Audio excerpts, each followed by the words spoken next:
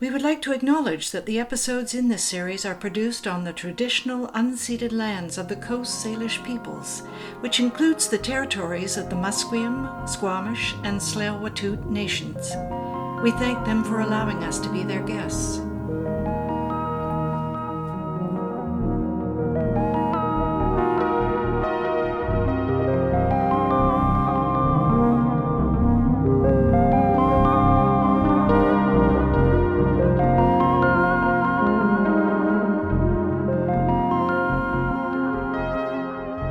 So I was born in Vancouver and grew up there.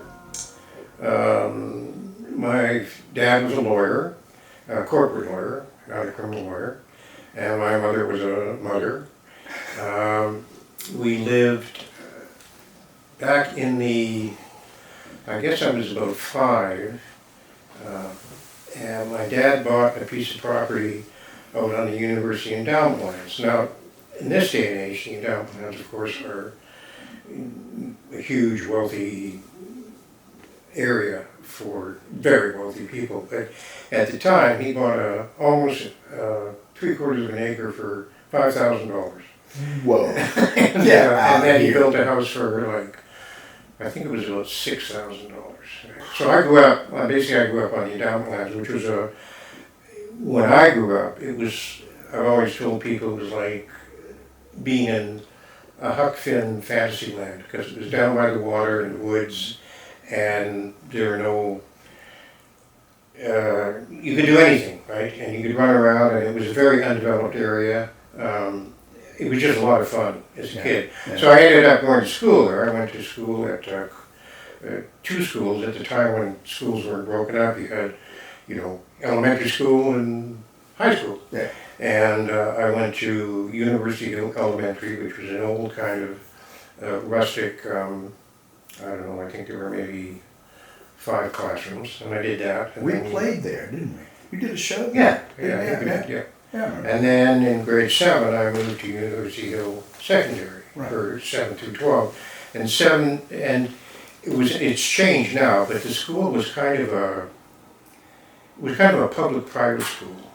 You had the same teachers for 6 years, right? Wow. In all the subjects. Yeah. But still, it was a public school, and so lots of memories about strange teachers and all the sort of idiosyncrasies that they had. We had Miss Lynn Jones, who was the English teacher, and you didn't mess with her, right? You didn't mess with any of them, actually. Right. We had one of the great teachers was Mr. McLean, the math teacher, who was this kind of lean, medium-sized guy, but boy, he was like, he could take a piece of chalk and hit somebody in the forehead in the back of the room. He'd obviously practiced for years. And I've always remembered we had 2 fellows in the class named Bill McGregor, and one of them... Two of them. Same name. Both named, one was MAC, one was MC. And one of them, the smaller one, he was decent size, but he lived on University Farms with his dad, who ran the farm there. And the other one, he was just a big brute of a guy. And Mr. McLean's favorite referral to students, particularly the boys, was little man.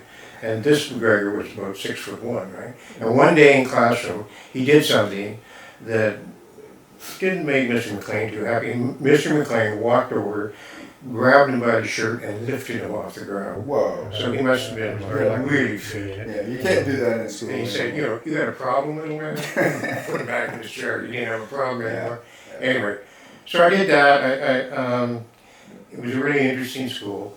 I was very lucky to be in it. And then I went on to university, and I decided I had always kind of, in the later years of my teens and stuff, been interested in film and TV and doing that kind of stuff and theater. So I basically signed up for an arts degree, Bachelor of Arts degree. This is at UBC. At UBC, focusing on theater and creative writing. Right.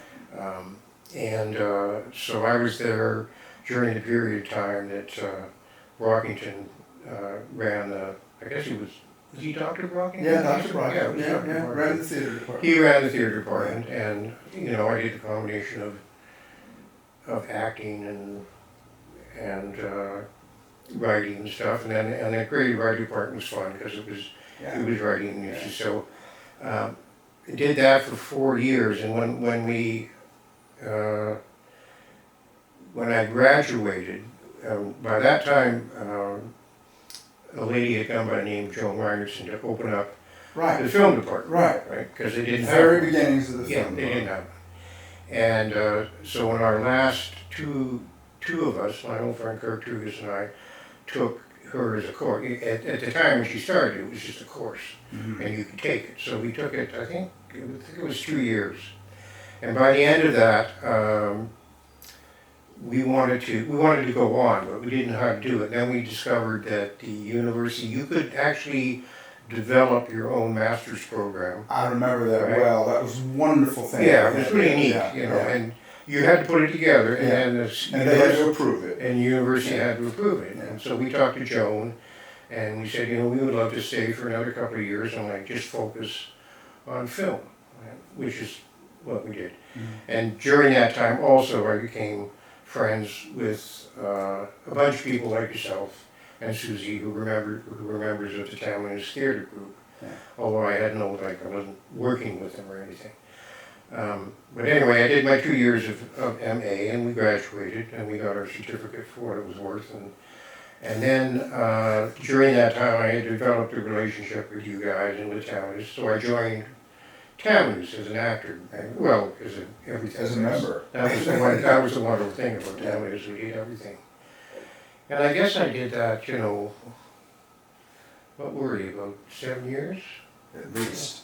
Yeah. Yeah, I think altogether I think it was 11 years for you. Yeah, I think I was there 7 years Yeah. or something. Yeah. Right, and some really fabulous experiences and bad experiences too, like getting thrown out of Toronto. But you know, those were the days. Yeah. But the wonderful thing about it was, the best thing about it was the work ethic, which was everybody was equal, and it was a real cooperative, and everyone was treated the same. Sure, there were ups and downs, but it just taught me how important it was just simply work with people, right? Just absolutely. find if there was an issue, you fixed the issue. You found a way to just settle it. Yeah.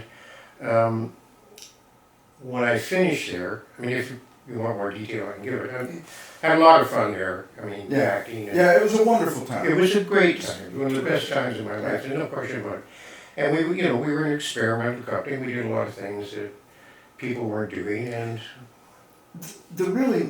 one of the things that I thought was so wonderful about the company and doing plays and stuff with the company was, as an actor, you could miscast yourself. Right. I mean, you would never, ever be picked for a lot of those parts that you got to play with the company. You know? So you got to experiment with this wide range of things, which was great. It was, it was an incredible experience. And when I left the company, when the company kind of started, people started moving in different directions, wanting to go to do other things, I kind of moved into film because that had always been my second interest, my second major interest. Now, at the time, Vancouver, it wasn't that big a film scene going on. I joined the Directors Guild, and I became a gopher and third assistant director. And that kind of, it was very small at that period of time. The group was very small. So in about 2 years, I made this huge leap to first assistant director, which there's no way you could do that now. Not even a chance. But I did it, and I focused mainly on, it's local productions. I worked on Tom Sawyer and Huck Finn and Danger Bay and local series that were going on. And it wasn't until, I got a lot of breaks through shows like Danger Bay. And a bunch of shows like that were a lot of fun to work on, and interesting to work on. And Did I you do learned Beachcombers? Did you ever do that? No, I never AD'd it. I acted it. I got to act in a few of them, Yeah. and it was a fun thing to do. No, I didn't. And it wasn't until the late 80s where a friend of mine who was a production manager was doing a show called 21 Jump Street, and they had let an AD go, or an AD had left or something, and whatever. And he called me and asked me if I would be interested in coming for an interview to come onto the show as an AD. So I did. I went in and I got the job. So I spent, 2 years, I think? I was 2 years with Jump Street, which was like a really interesting experience now, looking back, because of, working with Johnny Depp and Holly Evans and Peter DeLuise. Holly Robinson? Holly Robinson. It's really interesting to see where they are now. Oh yeah, sure. Johnny was, it was the first time I had met someone who I thought, this guy's going to be a superstar. Right. He's going to make it. Right. It's because there was something about him that when he rehearsed, and when the camera turned on, it's like this little light came on in his eye, and the camera loved him. Yeah. The camera just loved him. And then the other interesting thing about him was he had a photographic memory. So in those days we used to we take a script and shrink it down into like a mini script. Make the little sides. Make these little sides, and each day you'd have the scenes that you were going to do.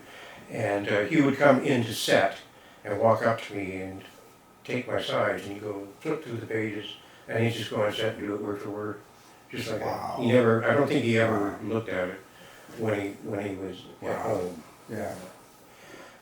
I did a movie with Barry Morse one time, way back. Barry Morse, they got Lieutenant Gerard in the original Fugitive, and he did that. He would get the sides, and he'd go, okay, that's all. And then bam, What a gift, eh? Oh, lucky. Imagine luck, especially as an actor, to be able to. Hello. Yeah. I wish I could do that. I was obsessive about learning lines. I don't know about you, but I just, I'd go over them. Sleep. I was terrible. I was be up late at night the night before, and I remember I went to this rehearsal once, or not a rehearsal, audition once, and I hated auditions. I can honestly say I was no good at them. I just wasn't any good.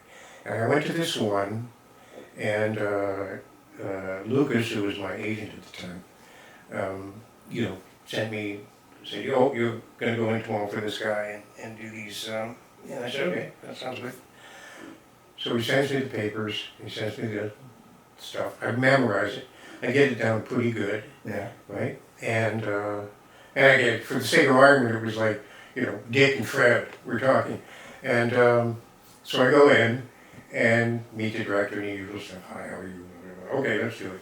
And so they start the camera, and I stand there, and after about a minute, the director says, so, what, are you going to start? And I said, well, I thought Dick had the first line, I'm doing Fred. And he said, no, you're doing Dick. And so I had Frank. I am doing Dick. So what do you do, right? And to give him his due, he said, look, okay, obviously there was a mistake. Your agent kind of gave you the wrong info. Why don't you go out, take the stuff, and go outside and spend an hour looking at the other. Anyway, in the end, I didn't get the part. But I hated auditions. I just, It's a special thing. Yeah. It's its own special thing. It's not. You become an actor. You learn how to act. Right. And they never used to have a course in auditioning or a workshop in auditioning. Now they do. A lot of places do, and they really spend time in it. Yeah. Because you're not ever gonna get a job unless you know how to do it. Yeah, exactly. And now everybody's doing self-taped auditions. So they're doing what we're doing here. They're doing this at home, and it means they've got to learn about all this stuff, all the technology. Yeah. It's crazy, Is that nuts, eh? It is nuts. It's, But anyway, so I did that. I did Jump Street, and then they did the producers wanted to just do a big turnover. So they got rid of all their production people and got new production people and let us all go. It's not that we were doing anything wrong, but they just wanted to Shake it up. Yeah, exactly. And they also went from, at that time we were shooting, the 2 years I was there, seasons, they were shooting 35 mil and they were going 16 mil, right? Yeah. And, you know, the one thing, they were having a lot of trouble with Johnny because he didn't, all his buddies were like becoming stars in feature films and stuff. Yeah, that's where he wanted to go. Right? And essentially, he wasn't allowed to go until his contract was up. Right.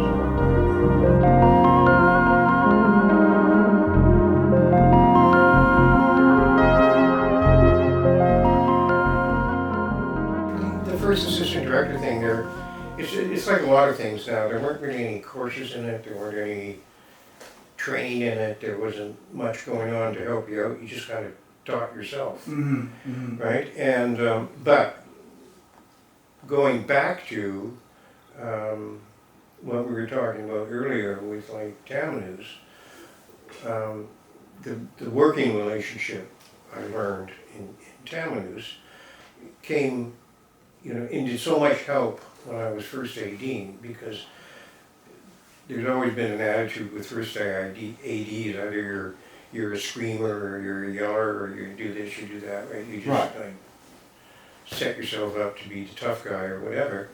But for me, it was always like, is there a problem? Let's fix it.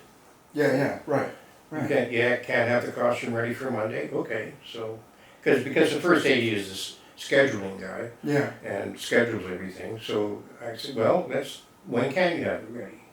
That's what you got to tell me. Yeah. And then I can figure out when we can do it. You just tell me you'll have it here on Wednesday, and then I can figure it out. So it became a lot. It's just a lot of organization. But the Tammuz experience really helped with that, because everybody would come in kind of in a defensive mood about this or that or whatever it was, and I just say, well, let's just talk about it. And Yeah. I said, if you can't have it ready, then what's my point? There's no point in me getting mad about it. Yeah. Let's just figure it out. When can you? That kind of thing. So it was good. It was really good. But when I left Jump Street, so I kind of focused on local production, you know, local shows, and worked on so many, bunch of them. But I got involved with.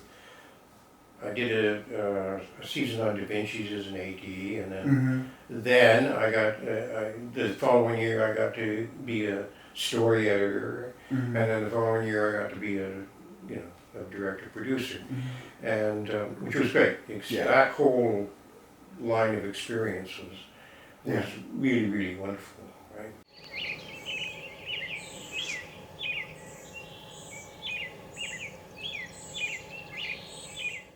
After Jump Street, I think it was about two years, and then X-Files came along. Right. In the early 90s, and the same kind of situation happened. The production manager on that let an AD go, and he called me, same production manager, said, "You want to come in and be interviewed, and we'll see what happens." So I got that job, and that I did for like 5 years.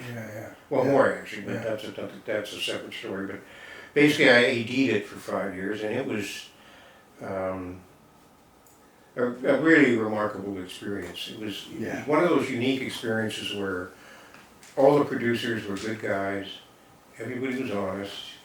You know, Chris Carter was a wonderful guy to work for. I love the guy. I mean, he'd drive you crazy because something would be in the script and you'd go, how are we going to shoot this? And he'd just say, you figure it out. It's your job. But he's just such a wonderful guy to work with. And he pushed the envelope and everybody loved it. You know, he was always constantly these battles going on with Fox, and you can't do that. Oh yeah, I can. Yeah. I'm going. Yeah. So and that was a great experience, and that's the one where I think it was the first season that I worked on. I went in on the second season, but it was the first season for me. That's when the Lone Gunmen thing, the acting Lone Gunmen thing happened. Now, for people that don't know, the Lone Gunmen were these three nerds that become friends of the two main Real heavy cyber computer Crazy hacker guys, right? kind of guys. Yeah. And I had worked with the director that came in was this old guy named Billy Graham. Billy and I had worked on a show called It's a Nobody. I was just a third AD or something like Desperado. Right. Which was shot up in, it was one of those pictures, or not, if people aren't familiar with it, there was a time where you could, people could invest money in Canadian films. Yes, film boom movie. Yeah. That was in Harry Tracy Desperado. Yeah. Was it? Yeah. Well, Susie and I were both on that. Yeah, exactly. Yeah. And it was one of Bruce those. Stern, Helen Shaver. It was one of those money. Western. Yeah. Money washes, basically. But anyway, that doesn't matter. But Billy was directing it, so I had become, and he and I sort of got to know one another because I used to do things for him. He would ask me for this, that was fine. Well, years and years later, we end up on the X-Files, and he comes in and he remembers me. Right? Yeah. He remembers, and he asked me questions about this and that and the other thing, and how's the theater thing going, and I was like, oh, okay, pretty cool. Yeah. Anyway, so I'm assistant directing the show, and he's prepping it. And these three characters are created, the gunman characters, and they go into auditions, Right. and they can't find someone to play the part that I eventually got. Frohig. Yeah, they try, they don't, and the story is that Billy turned to Chris Carter finally and said, we need somebody slimy for this part, somebody like Braidwood. Slimy. So anyway, I get the part. agree. I get the part, and he asked me would I do it, and I looked at it, and I hadn't been acting for a long time. I'd been mostly AD and stuff. And I thought, oh, what's one line of dialogue? Yeah, I think I. Yeah, I'll help him out. Okay, right, sure, I'll do it. And so we did it, and the three of us met, and it was kind of what was neat about it was we didn't know each other at all, but there was kind of an instant chemistry, and even with the limited lines and stuff, we kind of fell into these parts, and the way we played them, in which we continued to play them for the next so many years. It was really interesting. It was an interesting relationship. We just naturally fell into these modes, these personality modes. And at the same, when we did that, and then it aired,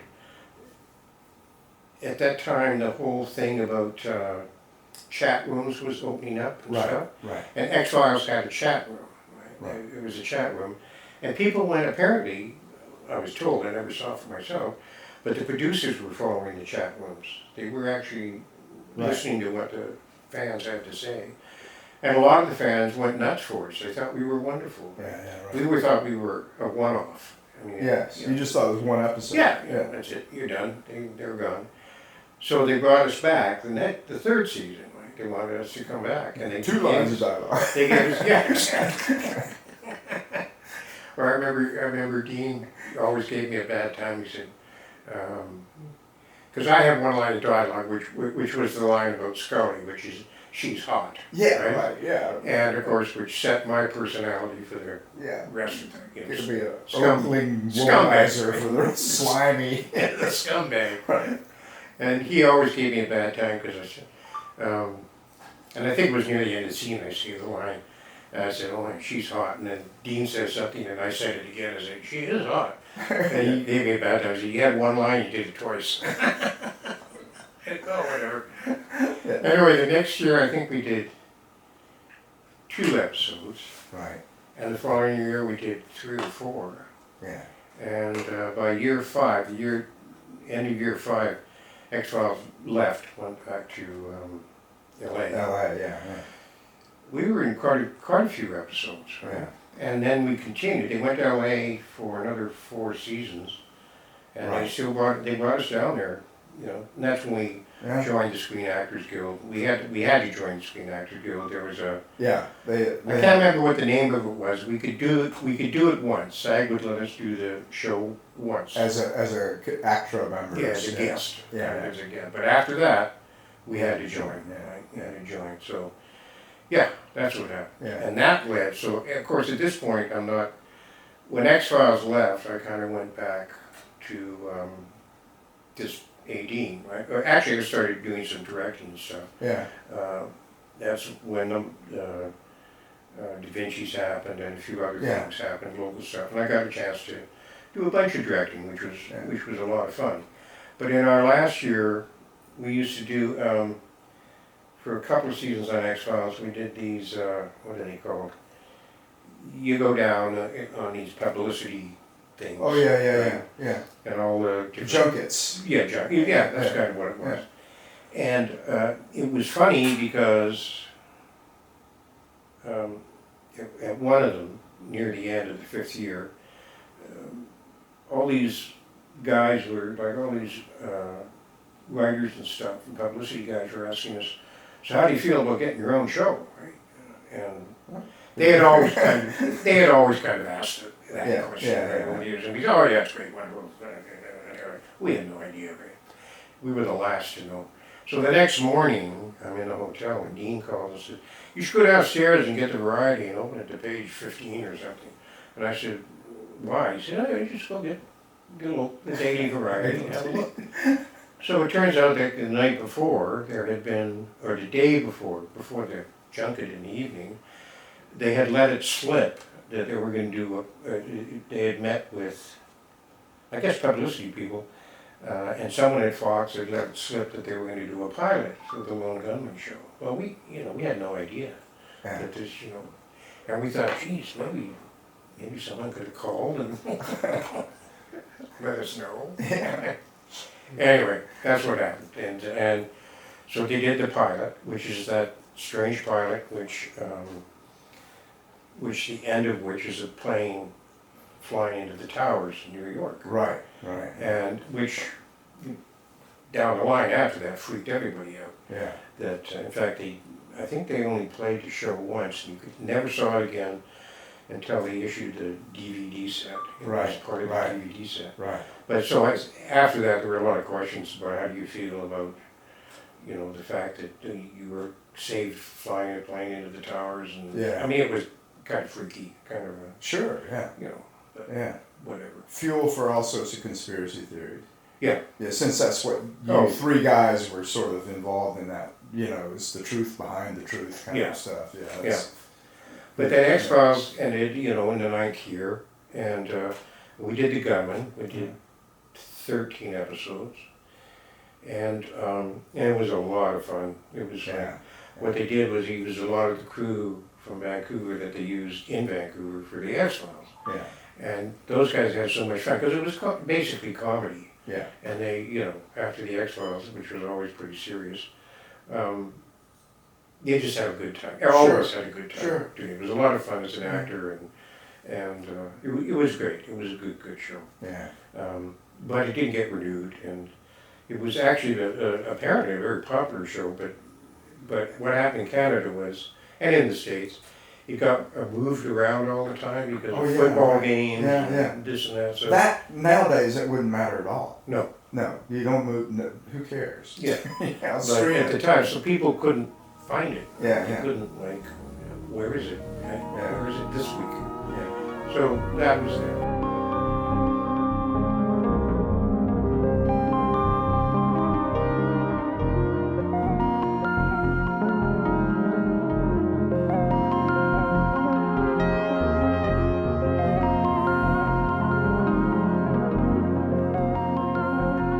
From 82 to 85, I was asked to manage the Pacific Cinematheque. Oh yeah. And during that. We should explain what that is to people. Well, Pacific Cinematheque is basically an independent theater that shows independent films and unusual films, stuff that normally wouldn't get played in the cinemas locally or on TV. It would now with Netflix and Prime and all that stuff. But so yeah, it was like experimental films, feature films from Italy, France. Little newspaper that kind of came out every month that told you what the schedule was going to be. They did a lot of retrospectives, like Godard and Truffaut and Fellini and all that, good stuff. Like the Criterion Channel. But I was there at the time that I had to negotiate getting the theater built, the actual theater built. Oh, the new theater. For years and years, they basically projected out of the art gallery. The old art gallery. Places like that, right? Yeah. And, but somehow we got into this whole thing about it became one of those deals where the developer was building this building, and in order to get permission to go higher, you have to help build this theater. Yeah. So that was an interesting experience, getting that built and seeing it finish, because it's a nice little theater. It's a really nice theater. It's an excellent theater. Yeah, it's a nice little place to view films. Yeah.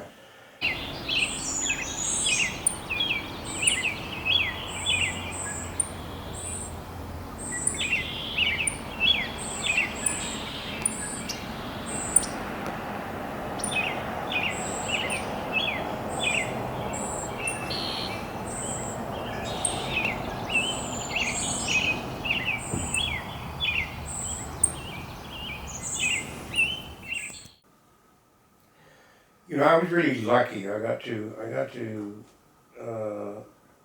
do so many different things. The acting, the directing, the producing, assistant directing, all of it. I mean, I was so lucky to share all those experiences. Like, because of this, I was looking over my resume and said, "Man, I did all that." Different people we've talked to have sort of said sort of the same thing, that they had done many different types of jobs. I think that's really kind of a Vancouver phenomenon, because we're a separate little island here in a lot of ways, and of our generation, we're kind of in there at the beginning. I mean, I'm thinking back to when we were going to do Interlock, right?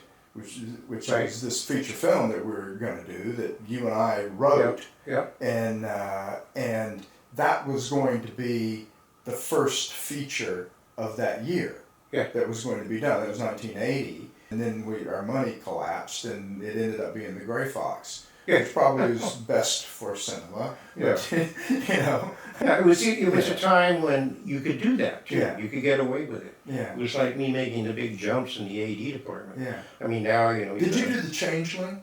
Yeah, I worked on that. Yeah, well, The Changeling, as I recall, was the first film in Vancouver that was the third crew. Before that, there were only enough people to do two crews. And boom, suddenly they had to mint, new ADs and new heads of departments, and boom, it was like metastasizing into The Changeling. Well, who really opened it up, honestly, was Campbell. When he came out and built the North Shore Studios, and he did all this crazy shit. And by the way, Stephen Callum was a wonderful guy. He was a great, I never got a chance to meet him. He was a really gentle, thoughtful. He's just a really nice guy. And what I've heard about him is that really he wanted to be a novelist, which he eventually became. But the way to get there was like doing TV, and we got involved through family and stuff. But he just opened up Vancouver, right? It just opened it up. Well, I was in the union. I was one of the members of the executive of the union at the time.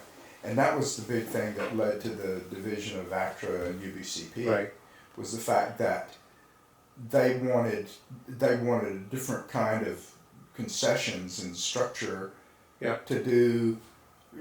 What are the things they did? They were doing MacGyver, they were doing Wise Guys. Bunch of them. So they wanted just more flexibility to do all these series, and we're working under this agreement that was set in Toronto, Yeah. You know, and it just wasn't working at all. And I remember that was a really difficult time because we weren't getting any flexibility. We weren't it was like we didn't have any autonomy or flexibility. Right. And that was the schism right there. It took a long time to work out, and still isn't really totally resolved. Yeah. In my humble opinion. Yeah. But that was a growth pain kind of. Well, he brought a lot of work to this town. He opened it up, Yeah. and it brought down the line. It brought a lot of other producers to town. Oh, absolutely. Yeah, So he was really the frontier guy. Yeah. And I really respect him for that. I think he worked hard at making it. He gave a lot of people work. Oh yeah, I got work out of that. Yeah. Sure, You know, Booker. Yeah. I can't remember how many series there were. There was coming out of the woodwork. Oh yeah.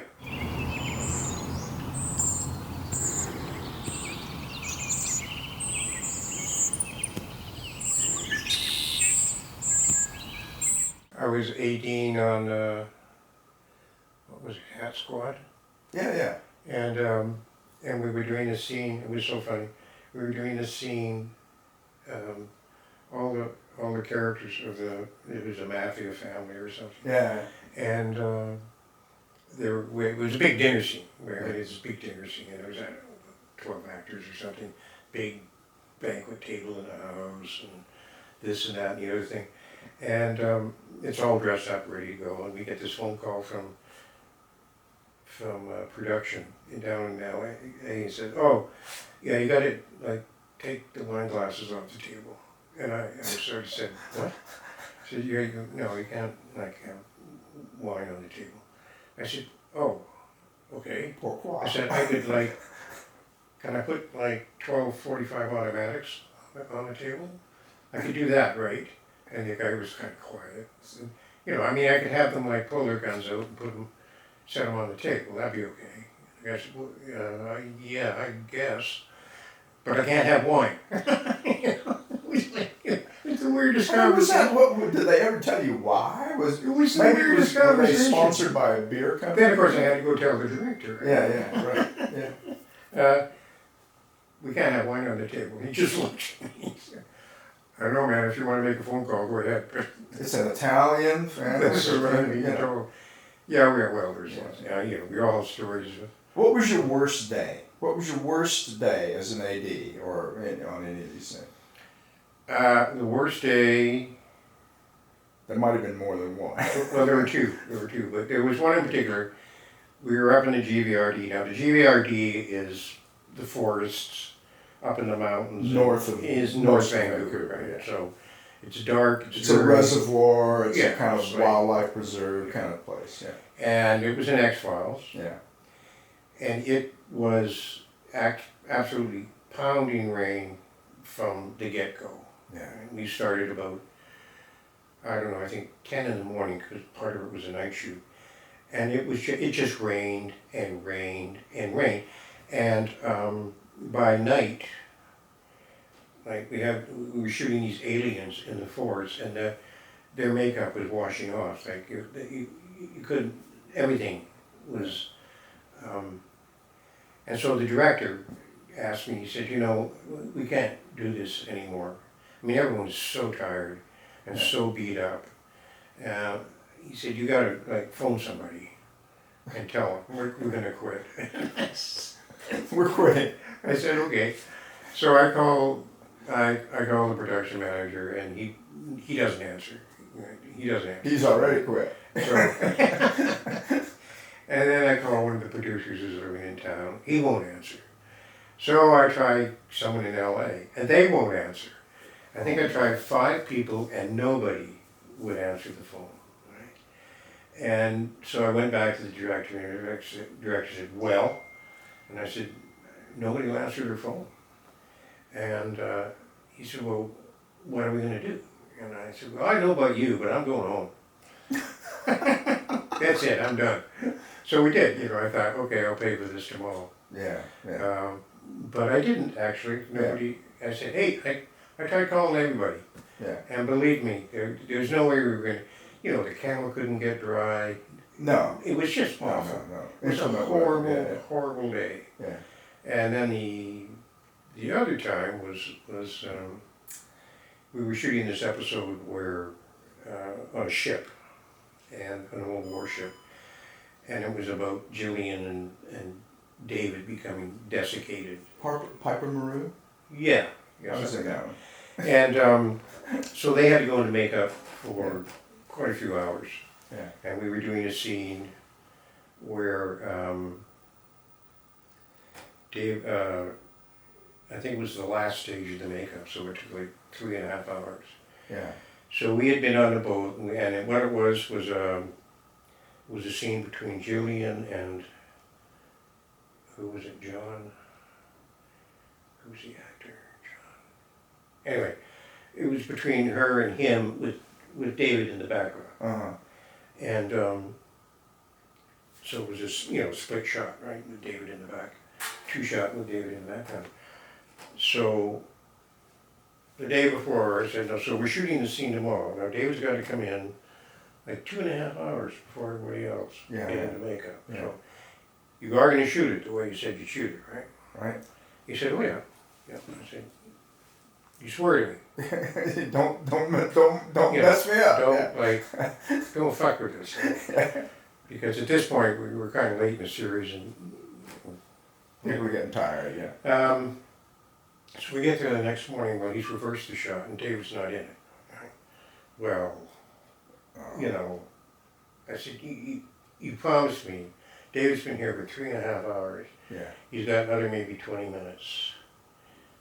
You sure you don't want to do it the way you said you'd do it? He said, no, I've got to do it this way first. So David ends up waiting like, an hour and a half, 2 hours more. Yeah. After he's before in they makeup. could turn around. Well, he came to set. Yeah.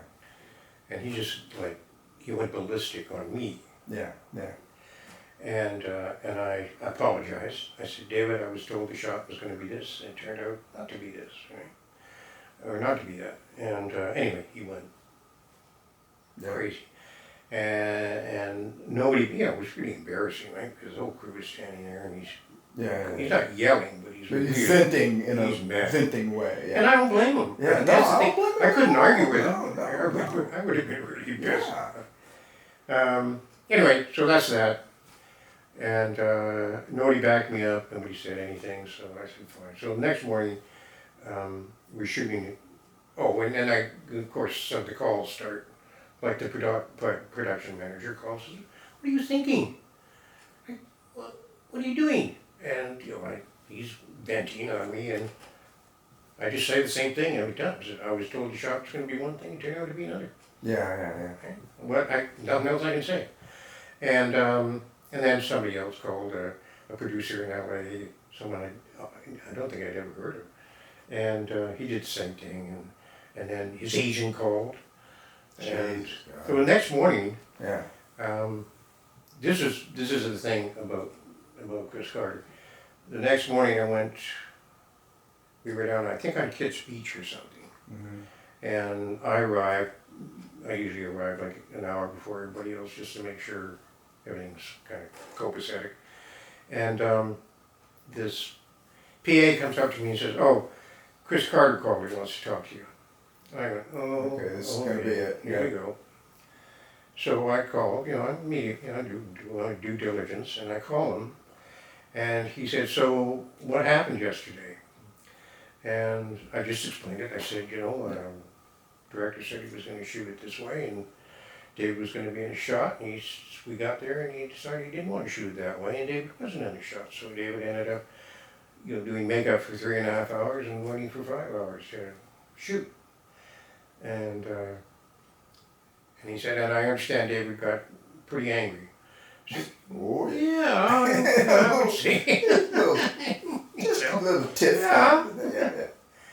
But, and then so there's this silence, and he says, well,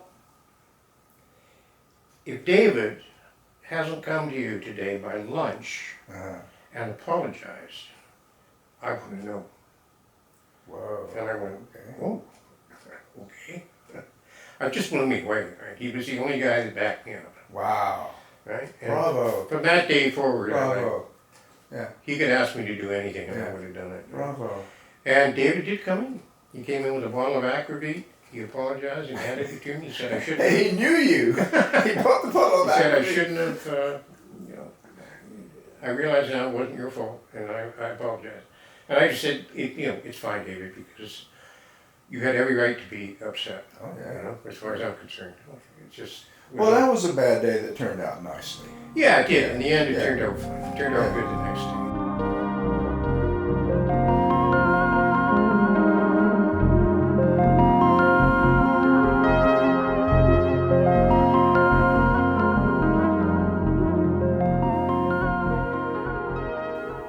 Skip Tracer was a lot of fun. Well, Skip Tracer was a lot of fun. Yeah. The classic course with Skip Tracer was David Peterson, who's one of my people on the earth, who's unfortunately no longer with us, but one of all our favorite people on the earth. But Zale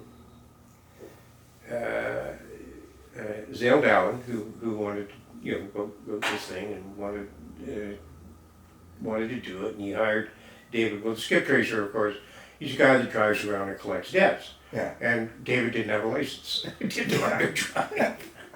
I know. I tried to explain it to Zale. He said, we'll be fine. Don't worry about it. We'll do something. And he could start the car and go 3 feet and then we'll cut to something else. It was very fun. It was a fun little show to do. It was a fun show. It was.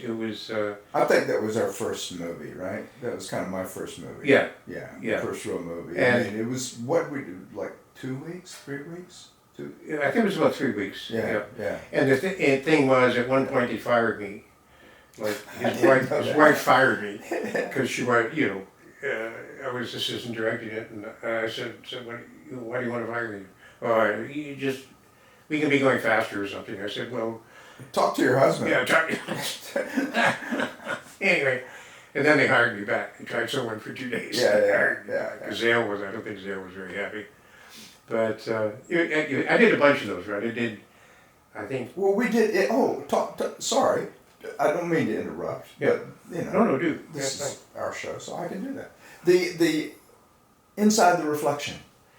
Oh, well, that was interesting. Now let's explain what that is. Well, Inside the Reflection was a play that was written by Jeremy Long, and Kamloops performed it. Yeah. I wasn't part of it, I think. The play was the final performance of Václav Nijinsky's St. Moritz, 1919. Right. And it was basically about his trip into madness. Yeah. Right? And a large portion of it was really a one-actor kind of thing, with bits and pieces and parts of his life with characters. Eric Peterson. Yeah, and I always loved it. I always loved the play. I thought it was pretty cool. Yeah. And so I asked Jeremy if we could shoot it as a film, and he agreed to it. And somehow I got it. I think it was a Canada Council grant or something. Somehow I got the money, and all of us just agreed to work for nothing. It was the same cast and the same crew and everything, and we shot it at Old Auditorium. We shot at the Old Auditorium at UBC, and we shot it downtown at Pantages. Pantages Theater in there. Yeah. And it basically is a pretty still film. Like a lot of it is just monologue by Eric.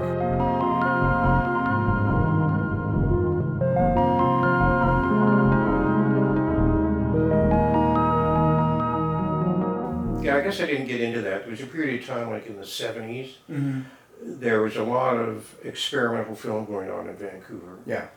And I was part of that. I was making experimental films and and they were different than what everybody else was doing. Yeah, yes, odd films, right? And so there was a group of people that kind of became known as the West Coast experimental filmmakers, who got a lot of notoriety throughout Canada and throughout the States because of these odd things that we do. And, for instance, there was a film called Variations on a Cellophane Wrapper, which was just someone waving a cellophane wrapper, and the artist just played with color on it. Stuff like that. Yeah. And it was a really neat time, a lot of really interesting ideas going on, and just, I think of people trying to radicalize the process and just look at filmmaking in a different way. Yes, right. I haven't done it since. Actually, I've just started one called, Yeah. well, we'll see. It's just a fun little, it's called A Fairy Tale. Talk to me. And what it is, it's like, it's the BC ferries in high speed. Oh yeah, right. Oh, gee. Gosh. I got some really weird images, but I picked up, every time I go on the ferry, I do, I go out and take a high-speed video Oh yeah. Okay, cool. Excellent. of either the land or the Excellent. ferry or whatever. But anyway, during that was during the 70s, and I did, I don't know, 5 or 6 films, along with these other guys who were all doing films. And then in the 80s, when I was starting to assist and direct local stuff, I was working with mostly independent local filmmakers. Mm-hmm. One of them, Jack Darkus, Yes. who I think I did. No, Jack, who was a painter, an artist, but also a filmmaker. He loved film, so he's made 6 or 7, I guess. He's kind of dropped out of it now, but somehow I started with him, and we really hit it off. So I was always involved with any of his shows, which were always a nightmare, one way or another. Low budget. But we got them made. Low budget. They all got made. Yeah, And his heart was always in the right place. And, yeah. and I liked the script she wrote and the stuff. But I did 4 or 5 films with him, I think, and they were frustrating, but very satisfying. So Jack managed to get Christopher Plummer Yeah. for a week, Right. or something, or 4 days, or Yeah. something, to come in and do this part. He agreed to do it, Yeah. and he was a wonderful guy. He was really terrific to work with. Yeah. But the first thing he said to me, I was introduced to him as his assistant director, the very first thing he said to me was, Tom, so I only work 8 hours a day. And that's from like makeup to wrap, right? Yeah. I said, oh, okay. All right. I'll let Jack know. And then I said, I could tell he was a fairly decent guy. I said, maybe you should let Jack know too. Yeah. Rather than just come for me. Just me. Yeah. Right. Anyway, it was funny, but we did it. We got him out 8 hours every day, Yeah. and he appreciated it. Yeah. He was good. He was a lot. What would you like to do or have done? What would you? Oh, that's simple. Yeah. You were part of it. We did a show called Deep Thought, which was a series of skits, really, dramatic and comedic scripts. Yeah. Skits that were tied together by a fantasy written by David Peterson called Circus of Dreams. Yeah. And the Circus of Dreams was the story of this family of clowns that worked in the Circus of Dreams, and there was a mother, there was a son, and there was a daughter. They're basically slaves. Yeah, and the mother was going senile, Yeah. and the brother was like a sniveling idiot, and the daughter was a renegade. Yeah. Right? And there's a character in it named Marshall Harry Arms, who I got to play, but it was also he's the heavy in the Circus of Dreams, right? He runs the circus. He doesn't run it, but He enforces it. He basically ran it, Yeah. and he hates Mother Dick, right? Yeah. It was the Dick family of clowns, right? Right. So there were a lot of Dick jokes, but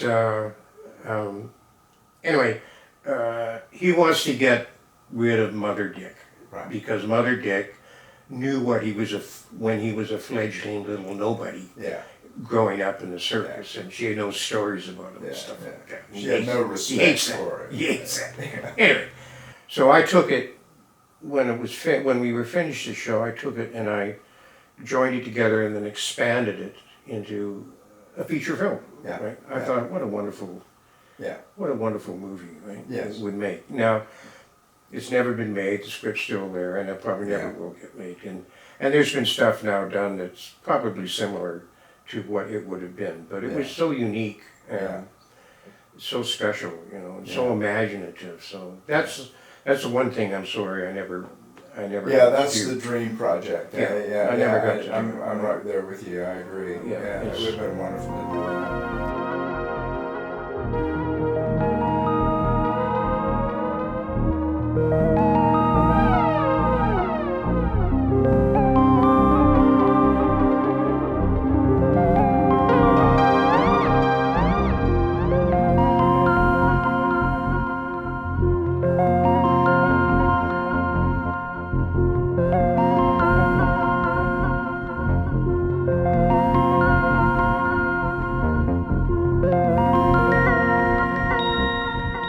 you know as well as I do, it's a great business. I mean, we're so lucky to have been part of it, you know.